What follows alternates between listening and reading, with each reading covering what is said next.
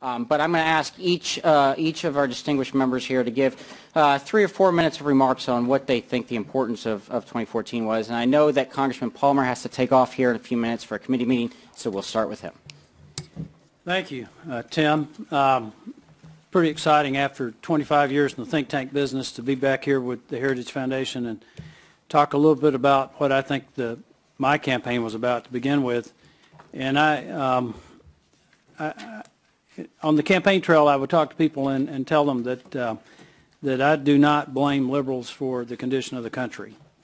And that would always, if there was any murmuring in the crowd, small talk, that always stopped everybody. And I don't. I blame us. You look at poll after poll, and we outnumber liberals 2 to 1. They've just been more dedicated, more focused, more willing to sacrifice, more willing to get involved. And that's not exactly the way to endear yourself to voters, to get them to come out when you start telling them it's your fault that we're so screwed up. But people, I think, are looking for honesty. As Tim said, they're tired of the game. When I started the campaign, I pulled my campaign staff together and I said, look, here's what you need to know. We're not going to go negative. No matter what they say, we're not going negative. We're going to run a campaign on ideas. And we're going to run the kind of campaign that when it's over, win, lose, or rain out, the next day we can look in the mirror and see people that we still like. And then the final thing I told them is, you need to understand I'm not afraid to lose. So, because I think we're at a point where we've got to have people that are going to run honest campaigns and talk about solutions, and that's what we did. The other thing is I said we've got to stop talking about how bad everything is. For crying out loud, if there's anybody left in the country that doesn't realize things are pretty bad, I'm not sure another speech is going to make a whole lot of difference. We need, and I need to smile more. People, I try to smile right at the beginning, get that out of the way, and then Laura Ingraham told me if I'd smile, I'd be a nice-looking guy, and I started smiling, I got elected to Congress. But we needed to talk solutions. There is a way to get our country back on the right track, but you've got to be honest about the solutions. It can't be pie-in-the-sky stuff, and it's not going to happen in one election, as brilliant as these guys are, and I'm honored to serve with these guys. This is a great class. We're not going to solve it in one election, but we're going to start the process. We're going to start that march toward freedom again. And it has to be done. It'll take 20, 25 years to get our fiscal cart out of the ditch and to get some of the structural things corrected that need to be corrected.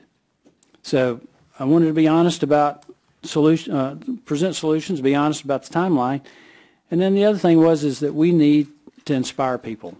And I can tell you that playing the blame game and blaming Pelosi and Reid and Obama, and Lord knows there's plenty to blame them for, is not a winning formula.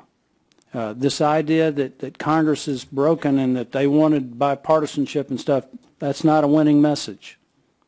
What they want are solutions, they want honesty, but they also want to know that if they get involved, it's worth it.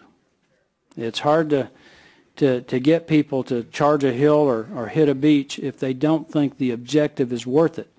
And one of the things that I tried to do in every gathering of people is to let them know that our country has seen extraordinarily difficult circumstances before, and we've prevailed. There are some of you in this room that have no clue about this. There are some of you in this room who do, but I would tell people about 1979. I know John Funn remembers 1979. And I'd say, this is not the worst it's been. In 1979, we had double-digit unemployment, double-digit inflation. Consumer interest rates were on their way to 21+%. We had a new index called the Misery Index. It was the unemployment rate plus the inflation rate, and it hit a record height in the spring of 1980. The Soviet Union was in Central America. They were in the Caribbean. They were in Central Africa.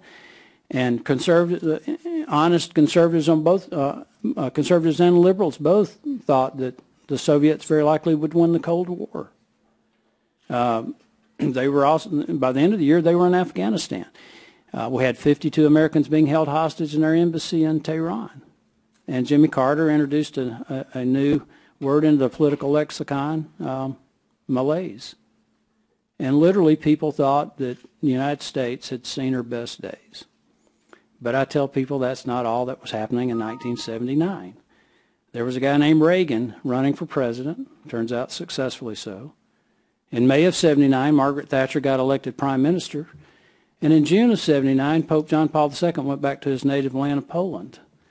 And he arrived in Poland on June 2nd. Prior to his arrival, I think my understanding is the KGB initially thought about having him assassinated. There had been one attempt on his life already, I believe.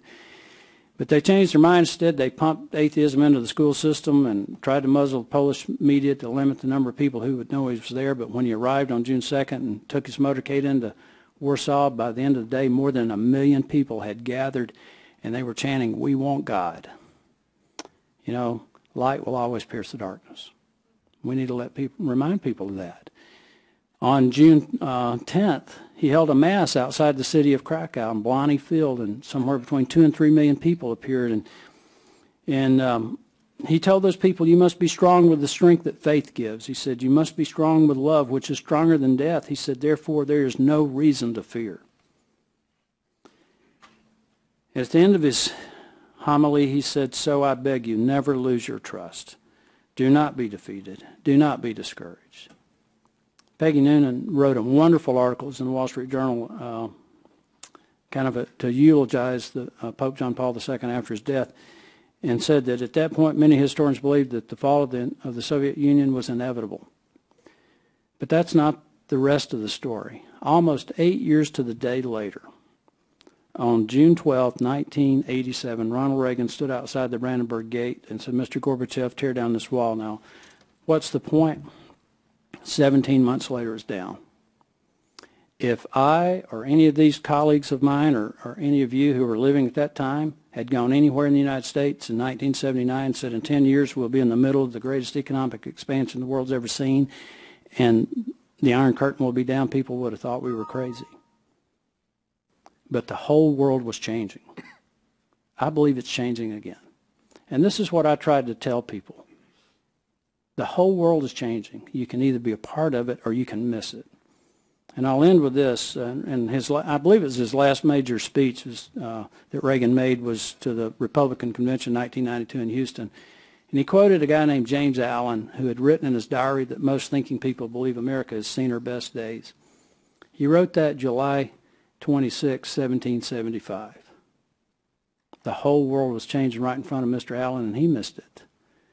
So what I would say to you, and what I would encourage you to share with your friends, is that faith is something you need to be strong with. Don't be discouraged. Don't be defeated. Don't give up. This country is worth it. We've been here before, and we can overcome these obstacles again. Thank you. Thank you, Congressman Palmer. Appreciate it.